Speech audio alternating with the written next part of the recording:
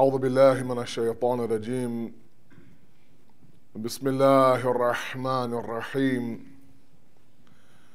الحمد لله الذي لا يبلغ مدحته القائلون ولا يحصي نعماءه العادون ولا يؤدي حقه المجتحدون، الذي لا يدركه بعد الحمم ولا يناله غوص الفطن، ثم الصلاة والسلام على أشرف الأنبياء والمرسلين، حبيب قلوبنا وطبيب نفوسنا والشفيع ذنوبنا، سيدنا ومولانا أبي القاسم محمد.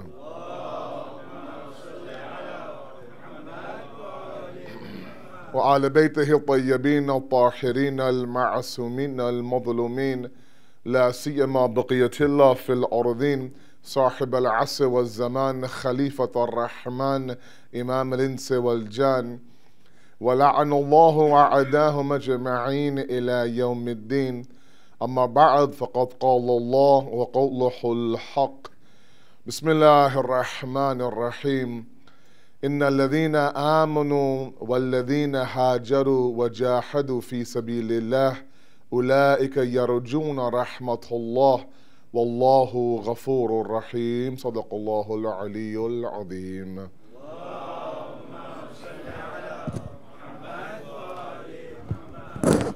We are thankful to Allah subhanahu wa ta'ala as the days of Arba'een are upon us for this opportunity to gather like this, inshallah, and attempt to understand the mission of Imam Hussein, and to not only understand the mission, but of course to apply it and to be better people through it.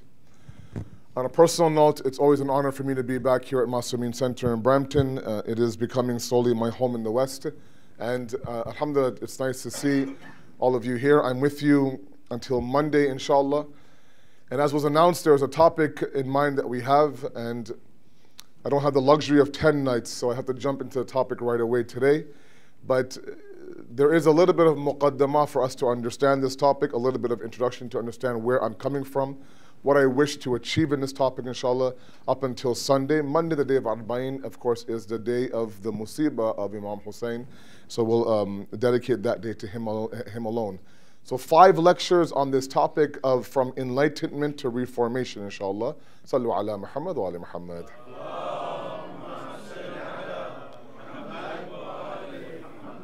To understand what I want to accomplish in the 5 nights that I'm with all of you, we have to understand a couple of basic realities.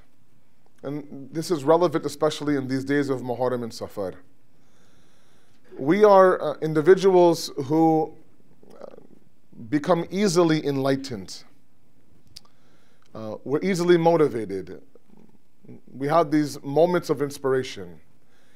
We have moments of a spark. We have moments where, we're taken back, or we're wowed, or we're blown away, or, either through, let's say, for example, a speech on the minbar, or let's say, for example, if somebody sends us a short 3 to 4 minute video clip on WhatsApp, or a commercial sometimes on television, or if we are, let's say, watching a movie that's based on true events. All of those things capture us for that moment. And we're drawn by whatever we're seeing in front of us. And that's obviously, it's human nature to have these moments and these sparks and these moments where we are, like I said, we're impacted. And we leave the masjid, or we leave, let's say, after watching that commercial or that scene, and for a moment we might think to ourselves, that really impacted me. It really made a difference. It inspired me to think about things. Like sometimes we even watch commercials and we think about our own kids, for example. Or a scene from a show, for example, we might think about our own future. We're kind of easily impacted. We're easily wowed. And especially in these days of Muharram and Safar, when we have so many ulama come in and out of our centers, and everyone has their own style and their own delivery, and sometimes certain deliveries wow others while others don't, etc., etc. In these Muharram and Safar times, a lot of which we are impacted quite a bit. And that's fine, and that's on its own side. The problem is that these are moments. And they're quick sparks. And they're feel-good moments. It might even last a couple of days. It might even last the first 10 days of Muharram. You had a great young man here reciting for the first 10 days, and I'm sure that there was enough content for him to wow all of you and to blow you away and for you to maybe stop and think a little bit about your actual life. But the problem, I believe, and this is my own analysis, maybe I'm wrong, is the connection between that impact, that wow, that enlightenment, alaykum salam, that moment where we are drawn to convert that into actual change is a little bit of a distance. To convert that moment, that spark, into a 180 reformation, sometimes there's a disconnect. Sometimes it's not that easy to take that moment where we are impacted, where we are inspired, where we are enlightened, and take that as a catalyst for a complete overhaul of our life. When in reality, that's exactly what the purpose should be. There should be a reformation. There should be a revolution inside of us. And sometimes I feel like, there is that gap between converting the enlightenment into an actual revolution, an actual change. We actually start to adopt certain habits or kick old habits, or look at the Sharia carefully, or perhaps start to do things shar'an that we don't do usually. Either put the hijab on, or grow the beard, or pray salat on a regular basis, or fast throughout the year as a mustahab act. Those things, I think there's a little bit of a gap there. And the reason, of course, there are several reasons for that. Because change is ultimately very difficult. It's very hard to change oneself. So across these 5 nights that I'm with all of you, I want to examine this idea of converting that momentary spark. It could last 10 seconds or 10 days to actual change. Where, these moments that we are impacted by, they weren't meant for a feel-good moment. They were meant to kind of shake us at our core to the point where, like I said, we change the way we think. We change the way we think, we change the way that we act ultimately. And so, of course, we'll look at everything from the idea of what does Islam want when he talks about reform and revolution. What kind of change does Islam want from us? Where should we be? Where are we now? Where are we going? All these questions, of course, that we have to ask ourselves. Or we ask, and we talk about those mawani', those blockages, or those elements that stop us from change. Those are important. And then, of course, are there signs of change? We feel like we're changing. We feel like, I'm different than I was last Muharram. Are there tell signs, are there symbols that can tell us inside of us, either in our daily life or the way that we look at things, to tell us that, yeah, there is a revolution happening, albeit a slow one, but one nonetheless. And then, of course, the last discussion on Sunday will be the idea of sustaining that change. Because one other reality is that we might actually convert that enlightenment into a change. We might even actually begin to adopt certain habits. But sometimes what's more difficult than change itself is to sustain that change. So we'll get hyper for 6 months, good for 10 months, good for a year maybe, and then we'll slowly trickle back into our life previous. And so these 5 nights are crucial in this discussion, where the amount of information and the amount of opportunity Allah presents to us for a complete reformation, those are constantly coming our way. The question is, are we taking that and converting it into action or not? Or are we kind of going through the motions as we have been for the past 10, 15, 20 years? Doesn't matter who's on the member, who's not. Doesn't matter what we're watching, what we're not watching. Doesn't matter who moves us, who doesn't move us. There has to be a little bit of a faster reformation inside of our communities, inside of our families, inside of our individuals. Sallu ala Muhammad wa ali Muhammad.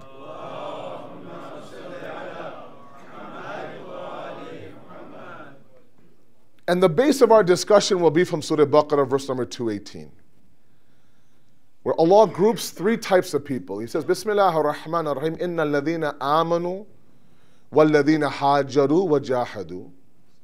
He groups the mu'min, the muhajir, the mujahid. The one who has iman, the one who does hijrat, the one who does jihad. The one who believes, the one who migrates, the one, of course, who struggles. He groups them into one, fi sabilillah. As long as these people are doing these three actions on the path to Allah, ulaika yarujuna rahmatullah. These are people who can expect, have hope, raja, have hope for the mercy of Allah subhanahu wa ta'ala. Wallahu ghafurur rahim. Allah, of course, is forgiving and He's also merciful. What does this ayat have to do with our discussion? Let's at least scratch the surface tonight and build on that for tomorrow. Sallu ala Muhammad wa ala Muhammad.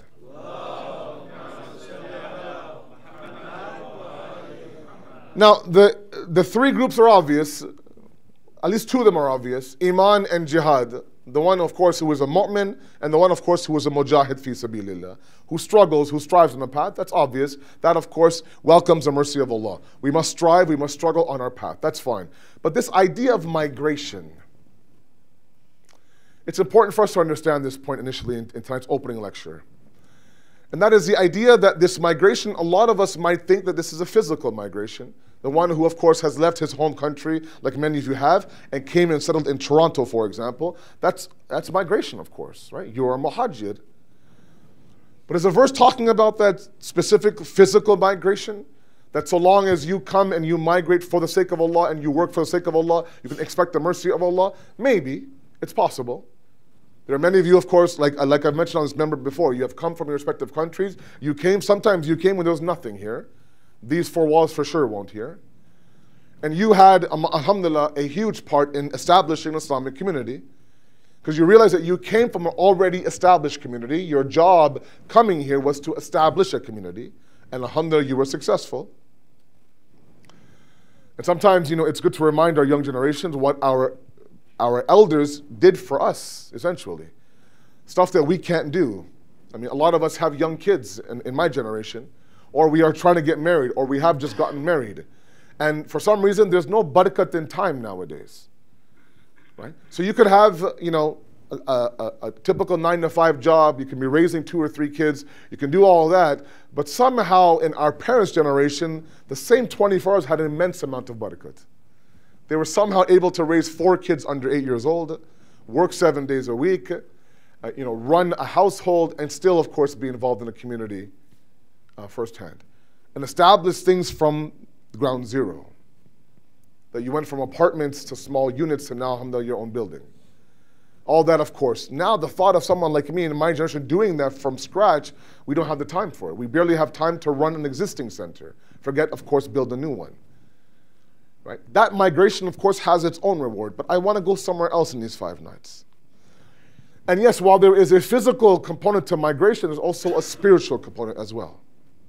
That this migration, ultimately migration means from one place to another, correct? Like someone who does hijrah physically leaves one area geographically and lands in another area geographically. And that's a physical migration. But this verse, and tafsir, of course, supports this. It doesn't always speak about a physical migration. We're talking about a spiritual migration. That migration from one level of taqwa to another level of taqwa. That level that doesn't have anything to do with geography, but it is an internal migration, even though you are settled in your respective city or your country or your place.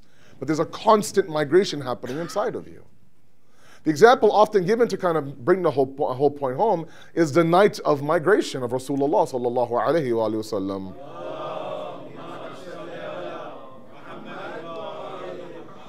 Where, as many of you know, there was this plot to kill the Holy Prophet by different tribes and different, just to avoid one tribe getting blamed for the death.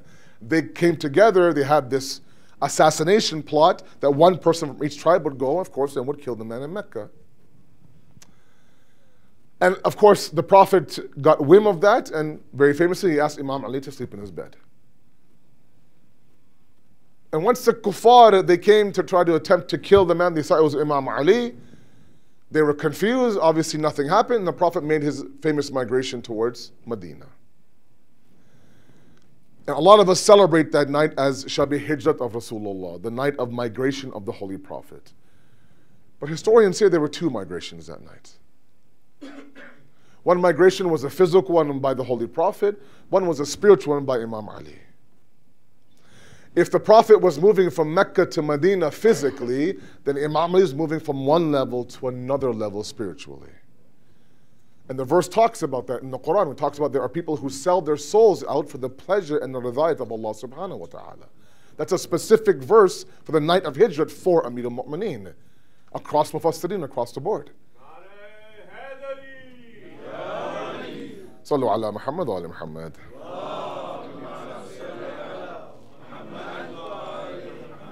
So this concept of a spiritual migration is one that is seen throughout history. And this verse is talking about those people who migrate towards Allah, fi sabilillah. These are people who can expect and have hope for the mercy of Allah. Now let's examine what is it that Allah wants from us from this migration. Now, my premise is change. Right? The premise is change. We become comfortable in the level of iman that we have. Especially as we get older in our life, we become a little bit set in our ways. This is the amount that I do, this is all the amount that I can do. Because sometimes we think, and that's a discussion on Sunday, inshallah, we think for a moment Allah wants drastic change inside of us. And sometimes it's not the case, right? There doesn't need to be a drastic change. The drastic change can come as a result of small, minor changes. But a lot of us are comfortable. We're a little bit complacent in our ways. That we've convinced ourselves the amount that I do is enough. The amount that I do is good enough. Because there are forces inside of us that look to minimize the sin that we do and maximize the good that we do. When you look at Imam Sajjad alayhi salatu wasalam,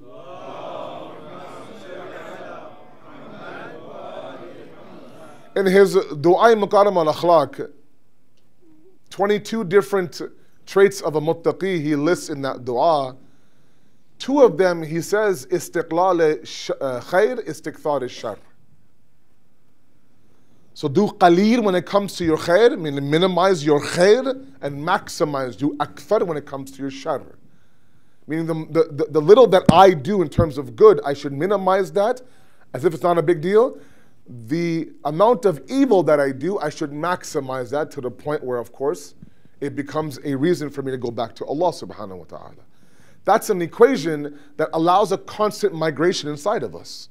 The flip that some of us do, where we maximize the great and minimize the evil, there's no room, of course, for islah or reform or tabdili or change or migration.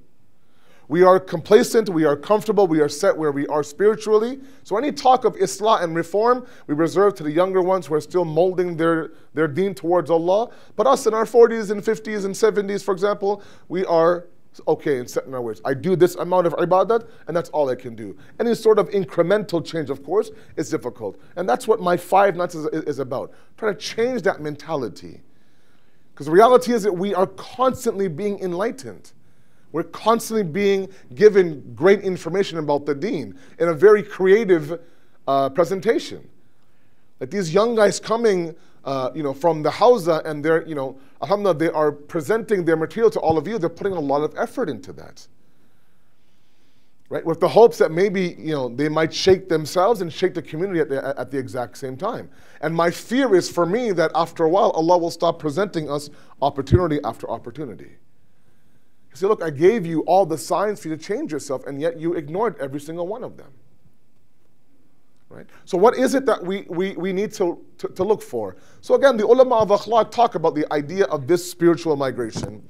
And they say that there should be a movement from what's called mawjood to matlub. Very carefully, inshallah. Sallu ala Muhammad wa ala Muhammad.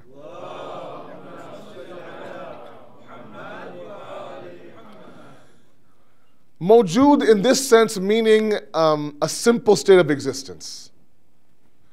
Matlub being a desired state of existence. Okay? So we go from a simple state of creation to a desired state of creation. What I mean by that is that either we will just kind of settle for the bare minimum, we'll sleep, we'll eat, we'll pray, we'll work, we'll repeat. That's enough. That's the bare minimum.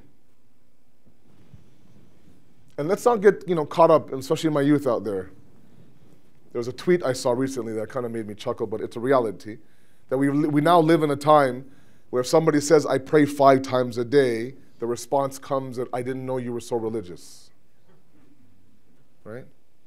Or even sometimes to the point where my son, and people have come, my son is very extreme. Why? He wakes up at 6 a.m. for Fajr at Awwal al-Waqt, does not wait till 5 before sunrise to pray Fajr. He's extreme, Maulana. Right? That's where we are. The basic fara'id of the deen has now, of course, equated to somebody being high and mighty religious or extreme on the deen. Whereas the deen says that's just the mawjood level. That's just the existing level. Right? You're just simply fulfilling the obligation for Allah subhanahu wa ta'ala. There has to be a movement towards what's called matlub. Matlub is that desired state of existence.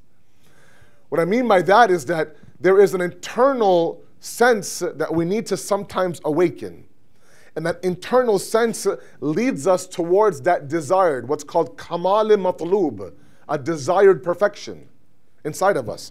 Every single one of us has that need to perfect everything that we do and climb in everything that we do. In anything, you think about your corporate world, you think about your family life, you think about your health, you think about anything, there's always a desire to go up one level and perfect the things that I'm doing. Okay? The deen also has the exact same sense inside of us.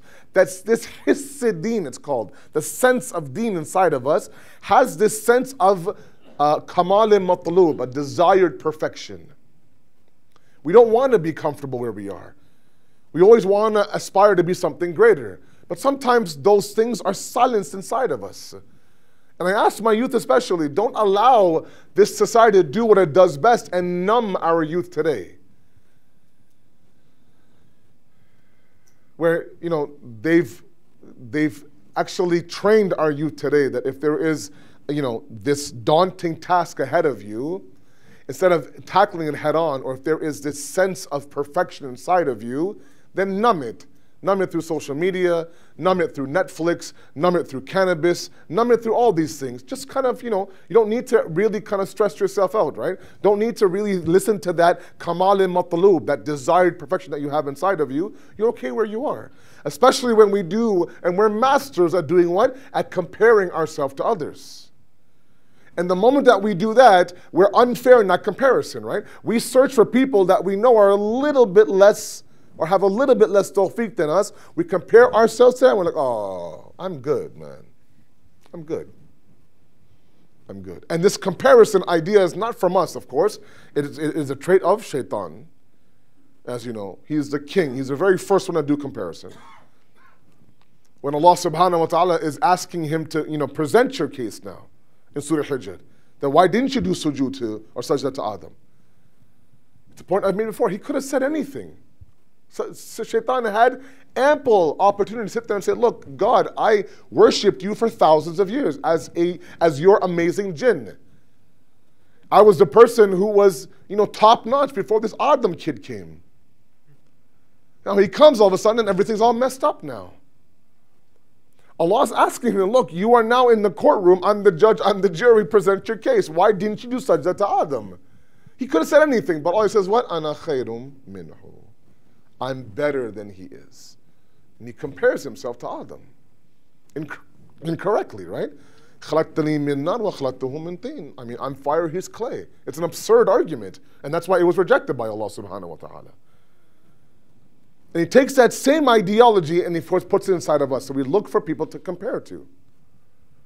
So literally we're talking to individuals and we're looking for key points. Where can I compare myself to him? Either it's the idea that my kids are better behaved than he is, for example. You know, if we ask for the square foot, and I know I'm being very general here. Not everyone does this, but let's be a little bit careful here. Right? We worry about the square footage of the house. Okay, mine's a little bit bigger than he is, for example. We ask about Fajr, he missed Fajr, I didn't miss Fajr, etc. And any sort of comparison we look for, we're looking for that sense of kamal-i-matlub to be squashed and numbed inside of us. Tell ourselves that, you know what, I reached this level, I'm good where I am, let's move on from here. And that comes, you know, a lot of the idea from this society that really has frozen the inner dimension of our youth. Things like logic and things like introspection and things like tafakkur and tadabbur, none of it, none of it. Our kids cannot sit for 5 minutes in silence without something in their hand moving around, or watching something, or hearing something, or I used to sit, we used to drive from Toronto to Mississauga all the time in my station wagon with my father. And there was no CDs back then or no tapes back then. It was deathly silent in my car. We sit there and we count the cars. How many red ones? How many blue ones? Count the trees. Read the signs on a 401. Now, if my kids are 3 minutes of silence in the car, Mom, Dad, I'm bored. Well, count the squirrels outside. I don't know, do something. Right? But something has to be on. Either play something, put this noha on, or put this not on, or let's play a game, and that's great, right? Or if some of you give your tablets in the car, then tablets. But that's what it is. It's the idea that, you start off at 6, 7 years old, you get to a point where you're 17, 18, 19, 21, and now when someone like me says, look, stop on the musalla for a second and just think about 5 minutes, 10 minutes, just kind of collect yourself, quiet the soul down, quiet the nuts down, silence it, think about what's going on. That, of course, is a very difficult thing to do for many of us. But the results of that, of course, are immense, as many of you know. That's all the Quran invites us towards. It seems tafakkur, tadabbur, introspection. Right? Think for a moment. Think inside what's happening inside of you. There's jewels and diamonds inside of us that we've kind of buried inside of us. Because this society will tell you, look, don't worry about that, numb yourself, right? So as you're watching a show, you're sitting there playing a game. So your ear is to the TV, but your eyes are to the phone. That's overkill, right? Just make sure that you don't catch yourself thinking about yourself inside of you. Just numb it. Just drown it. Just freeze it. Right? And if that's not enough, of course, now, we've made drugs legal in this country. So all these things are very depressing for someone like me. When you want to ignite that internal revolution inside of somebody, and they can't even get internal yet to start that revolution. When they travel inside of them, they'll see there is this kamal matlub, this desired perfection, where you'll stop and think, you know what, I can do more spiritually. I should do more spiritually. Right? I've been given opportunity after opportunity to do more. Why am I not doing more? So we have to go from mawjood to matlub, and you'll hear these terms constantly in the 5 nights. There is a desired state Allah wants us to be at. There is a level that Allah wants us to aspire to. And that hijrah, that migration, has to happen after we've been given all the tools for that inner revolution. Sallu ala Muhammad wa ala Muhammad.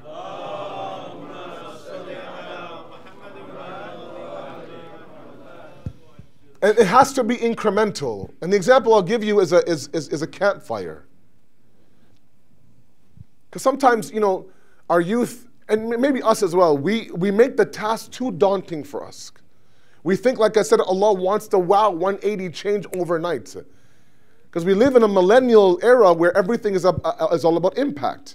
Impact, impact. Right? A 19-year-old at 21 will leave his job in 3 months. Why? It just didn't do anything for me. There wasn't that impact for me. So there's a revolving door of jobs. He's waiting for that moment where within 3 months now, he's blown the company off the roof. Well, it's not going to happen in 3 months, right? You start off a marriage, let's say, for example, 6 months later, you hear of a divorce, God forbid. Why? Well, it wasn't what I was expecting. Right? You start a course, let's say, and halfway through, it's a very difficult course, so I dropped it. Why? Well, it was stressing me out too much. It's a millennial approach, I'm sorry. The approach that, of course, just don't overexert yourself. Don't stress yourself. Be comfortable where you are. Always look for the immediate impact. And we think that immediate impact comes from the deen as well. When I can't impact my deen immediately, and when I say impact, I mean like blow it out of the water overnight, because that's not how the deen works, right? The deen is very methodical. The deen is very, very, it's a slow progress up the mountain. It's not the idea of you being airlifted on top of the mountain, no. Right? So Shaykh Mutahari says about this generation very beautifully, and I've said it before, that sometimes when you have 2 sets of individuals who are at the base of a mountain, we have a young youth who is a millennial, 18 to 30 years old, then you have the generation of the baby boomers, let's say, who are right now in their 60s or 70s. And their job is to climb up the mountain. And he says the approach of both of them is amazing to analyze. He says that the millennial will right away look at the summits, the top of the mountain. That's where my impact is, man. I got to get to that summit. right? That's where I plant my flag. That's where I take my selfie. That's where it happens. The summit. And you're trying to figure out how do I get there the fastest, without exerting myself, blah, blah, blah. Meanwhile, the baby boomer has already taken his second or third step. And his first thought is, where's my first step on the mountain?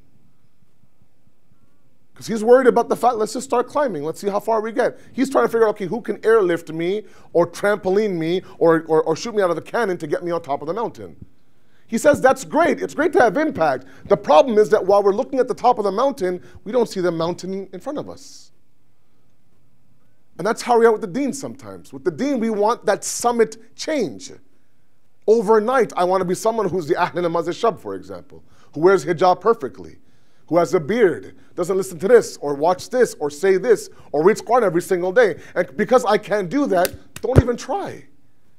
The deen says, wait a second now.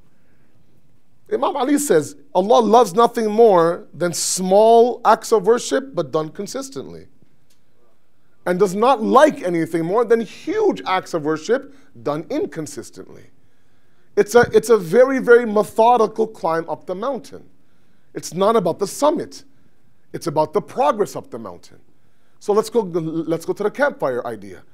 The campfire idea, and the example I'll give you is that, we go camping with our youth every single year on Labor Day weekend. And we always have a couple of guys in our camps who are the fire guys. They really enjoy, starting the fire. I don't know why, I don't ask questions, but they enjoy starting the fire. So I said, okay, go ahead, do it. You're the fire guy. They have the wood and all that. So they have massive logs. Massive logs. And someone like me says, oh, why don't we start, putting the massive logs together and lighting the logs on fire? If the log catches on fire, then everything will be fine, right? The fire will roar for hours, and we can have our discussion. And they said, that's not how it goes. I said, well, just have a seat, and when we need you, we'll call upon you. So thanks. What they do is they go into the woods, and they look for small twigs. Small twigs. And they have 5 guys out there, they come back with these small twigs. And they're breaking them over their knees, small twigs. And they put the small twigs in the middle, and they surround themselves with 3 or 4 big logs. And then they spend all their energy, the first 10, 15, 20 minutes, in catching the twigs on fire. So the one guy is a blower, one guy is a lighter, one guy likes to, press the big, whatever you call that, the igniter. Eventually, the twigs are on fire. Then they position the logs carefully such that the fire from the twigs catches the logs. They won't touch the logs, but they'll keep feeding the fire the small twigs. There's an immense lesson in that. Right? We want that log to catch on fire immediately. It's not going to happen that way. We want that big impact right away. It's not going to happen like that. There has to be small twigs that first burn. With that burning of small twigs, the larger logs catch on fire. Same idea with us. Sometimes very small changes to ignite that spirituality, that migration from mawjud to matlub, is all we need to ignite the bigger logs. The problem is it's not overnight. It's a process that we have to invest in. And the investment has to happen early enough so that when you get a little bit older now, you see the results. We need to first adopt and ask ourselves, what twigs do we kind of catch on fire? What are very small changes that I can do? And again, the ulama of akhlaq tell us the idea that adding one small component to your daily routine of salat, one small component, for example. Practical steps, right? Maybe another dua on top of the taqibat, maybe a new qanut, maybe a longer ruku. Maybe, for example, if you don't recite adhan and iqamah before your jamaat prayer, before your farada, then you do that. Just small things, right? Small twigs, for example. Maybe after the salat, you sit on the musalla for 5 minutes, recite 5 verses of the Quran. Small twigs. I want 1 juz. Well, wait. 1 juz is a lot. Let's go 5 verses. Then add 5 more. Then you'll get to the idea with the logs on fire. But we're so quick to kind of deflate ourselves because we're numbed. That we think, I can't do it. I can't reach the summit. I can't catch the log on fire. I can't do this. So forget it. So we end up either, not trying or even going so extreme to denouncing religion altogether. It's too hard for us. Okay? Sallu ala Muhammad wa ala Muhammad.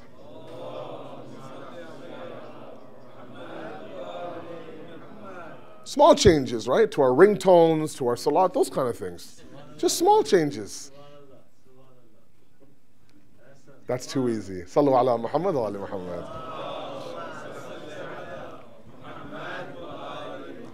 So the idea is a spiritual migration, not a physical one. When this verse is talking about the mu'min, the muhajir, the mujahid fi sabilillah, that's all spiritually, internally. We have to have that iman, we have to have that jihad, we have to have that migration. We can't be complacent, we can't be comfortable. Right? When the Quran talks about the ahl kusal, he describes the munafiqeen Allah. There are those who rise up for Allah, but they rise up in a state of kusala, laziness. Where look, I'm doing this as a favor to you, Allah subhanahu wa ta'ala. You know, I'm praying Fajr with one eye open, but I'm praying it for you, so you should be happy that I'm here. Right? It's like the parent who brings the kid, right? And the kid comes and he's in the corner and he's doing this, he's doing that. There's no sort of listening to the majlis, nothing at all, blah, blah, blah. And then when the father says to the kid, look, can you listen? Say, Dad, you should be happy I'm even here at Masumeen tonight. Say, well, you know, then you say, thank you very much, Huzur, Janab Agha, thank you, bahut shukriya, aapne bahut badi nawazish, thank you very much for coming. That's how we are with Allah sometimes, right? Imam Qadim, alayhi salatu wassalam,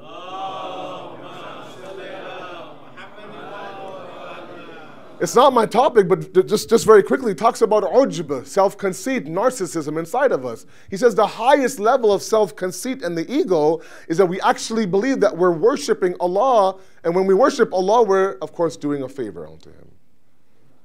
That's the highest level of ujb. Can you imagine an individual who actually believes that Allah needs his salat? And sometimes, you know, our youth are a little bit caught up in this idea that when they're approached by people who are not God-centric or God-conscious or even atheists in nature, they might come to them and say, look, you believe in a God that wants to be worshipped and wants to be known and praised and glorified constantly. You know, that really sounds like a God who has a massive ego problem, na'udhu billah. And a lot of my youth don't know how to answer that question. Right? And that ends up being one of the and I mean, that's tomorrow's discussion, but it ends up being one of the hurdles towards this idea of a spiritual migration from mawjood to matlub. There is a desired state Allah is looking for from us. He wants us to be better people. Now, how do we answer that? Let's answer it. Ironically, what Zahid read in the Quran from Surah Rahman is exactly the two verses that I want to talk about. A little bit briefly. Sallu ala Muhammad wa ala Muhammad.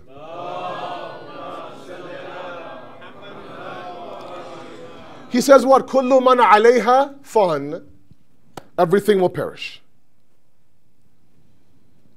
Now, something that's fani is not something that will just die away. Right? Fan means that we will perish to the point where we won't even be remembered. Right? Centuries will pass, and eventually, of course, will be forgotten. There were people on this land thousands of years ago, buried somewhere. We have no idea where they are. No clue. After many generations, of course, even your loved ones will stop remembering you. How much of a generation, how many grandkids will stop and remember you? Maybe on Shabinime Sha'ban, you might have a long list, and maybe your name might make the list. For once a year where Fatiha is read by your loved ones. Generations later, Kullu man alayha fan, everything is perished, gone. Everything. What remains is وَيَبْقَى وَجْهُ رَبِّكَ ذُو الْجَلَالِ وَالْإِكْرَامِ. Very carefully now. It's a very important point, and then we'll move towards Masad. Ikram. Also, what remains is the wajh of your Lord, the essence of your Lord. And then he uses this idea of ikram. Oh, it's such a beautiful discussion. Ikram and karam are two different things in Arabic, as many of you know who know Arabic. Karam is dignity. Ikram is one who's dignified. Correct? So if somebody comes in, let's say, into that door and comes and says, salam to me, how are you? He's dignified me. He's done ikram to me. Or if I go, for example, and I meet an elder of mine, ask him how you are, this and that, nice to see you, uncle. You know, how's the wife? How's your health? Blah, blah, blah. I've dignified him. I've done ikram on him. Meaning ikram is a state where you need two entities for ikram to happen. You need a second party to dignify you. Otherwise, you know, you can't walk around and say, okay, I'm dignified. Who's dignifying you, buddy? But Allah says, after He says everything will perish, He says what will remain is the essence of your Lord, who is ikram at the end of the verse. Now, wait a second now, Allah.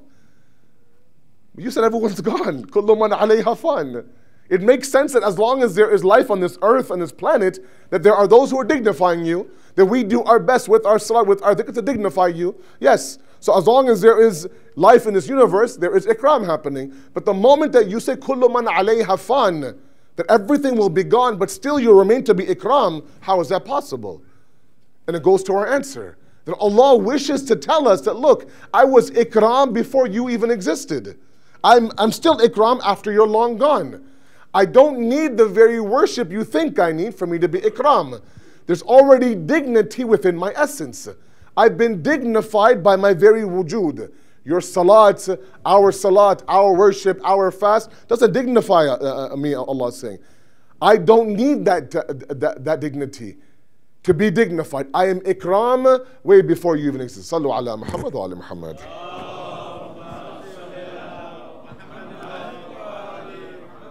So these are all tools that we need to understand ourselves in this spiritual journey, from mawjood to matlub, from existence to a desired state of existence. It starts out by asking the question, what does Allah want from me? What does it mean to be God conscious? What does it mean to have a desired state? And it goes to a point that I often make about this idea that our entire life, every dimension of it, has to be God conscious. There has to be a level of taqwa, God conscious inside of our life. Not just on the nights of Arba'een, not just in Masumin, not just in some center, everywhere. From our workplace, to our family life, to when we are alone, to when we are with friends, to when we are watching television, whatever the case may be, there has to be a level. It's not a switch to go on and off, right? We're not fussy individuals. It's not a seasonal worship. It's not seasonal piety. Where so long as we are here in the days of Arba'een, oh, I'm flying towards Allah. Yes, certain ayam, certain days are the ayam of Allah, no doubt. You can't recapture the glory of Arba'een, or the enlightenment of the first 10 days, or the beauty and the power of the nights of Qadr. That's not what I'm saying. What I'm saying is that sometimes the reason why we don't have this idea of kamal matlub, a desired perfection, is because we've turned the switch on and off as we wish when it comes to God consciousness. So when I'm at work, there's no sense of God consciousness. I'm very free with non-mahram individuals. I eat whatever I want to eat. I skip my salat. When I'm preparing or planning a family event, a birthday, a celebration, a wedding, for example, there's no sense of God consciousness. We'll have the nikah in the mosque to make us feel good, but the after party is somewhere else. And sometimes I've seen people who are, senior pious members, foundation building members in communities, and their daughters and their sons in wedding, mashallah. Right? So this God consciousness has to be everywhere. I always talk about multiple lives. I'll talk about it here. Multiple lives we live, right? And the harmonizing of the lives is key in this revolution, this migration inside of us. Right? We can be enlightened all we want, brothers. We can be impacted. We can say, wow, what a sick majlis, amazing majlis, you're incredible, blah, blah, blah. But until that's a 180 change, I'm sorry, it's all fluff and words. Right? It's all sparks. Sparks come and sparks go. The kamal is, the matlub is to take that spark and convert it to light. Right? To not walk into ayam azah and walk out the same way we walked in. There's too many opportunities. Right? And so after a while, God will stop giving you and giving us those triggers of matlub, those triggers of kamal. That look, I place all sorts of triggers in front of you. Take one trigger and apply it. And make that 180 change. Sallu ala Muhammad wa ala Muhammad.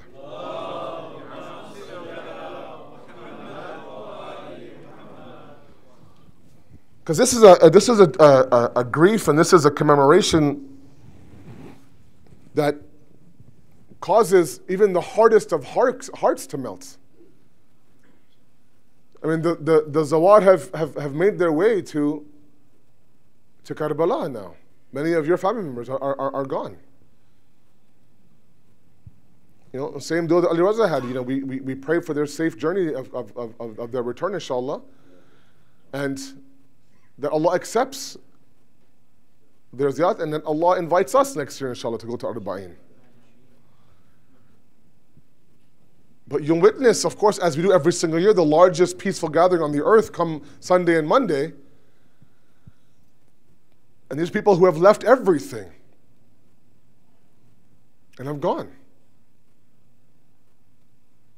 to a war-torn country, walk 80 kilometers. Sometimes, we have a tough time just walking down the stairs without something hurting. But the idea of walking from Najd to Karbala, I mean, anybody here will take a flight right now if they were given that plane ticket. And those are all triggers of matlub. They're triggers of kamal. They're triggers of perfection. And I fear the day that, this grief that we have, this azadari that we have as a trigger for perfection, either doesn't have the same impact as us, or one day, of course, will be gone. And that no longer is there for us. And years have passed. I mean, we've been doing it for 40 years. Some of you have been doing it for decades in various countries and various cultures. There has to come that time where that change happens. Because the sacrifice to bring this azadari to us and to bring this mission of Imam Hussein is too big. These are the days of Arba'in. And the Ahl Haram, of course, have been in this Zindan of Sham for a while now. And as we get closer to Arba'in, of course, we'll recount the moment that they're given their quote-unquote freedom and their choice to go back to Karbala. All that comes a little bit later on. But tonight, with your permission, I just want to, no doubt, these are the days of Imam Hussein and Bibi Zainab. The reunion, if you can call it, on the day of Arba'in between a sister and a brother. But I want to remember, if it's okay with all of you, one woman in these days of Arba'in who played a crucial role, who was with Bibi Zainab every step of the way from Karbala to Kufa, Kufa to Sham, back to Karbala, back to Medina. If you look at the sacrifice of Rabab, it's an immense sacrifice that she gave. And one that she never truly thought that she was able to give. On Shab Ashur, Imam Hussein is going from tent to tent to tent. And in one tent, he could hear the sound of a woman crying. Enters the tent, he sees Rabab is sitting there with Ali Asghar on one side and Sakina on the other. And she's weeping quietly. Imam Hussein says, "Is everything okay? Why do you cry, Rabab?" She says, "Mawla, everybody else has someone to sacrifice. I have a 4-year-old, I have a 6-month-old. I don't have anyone to sacrifice."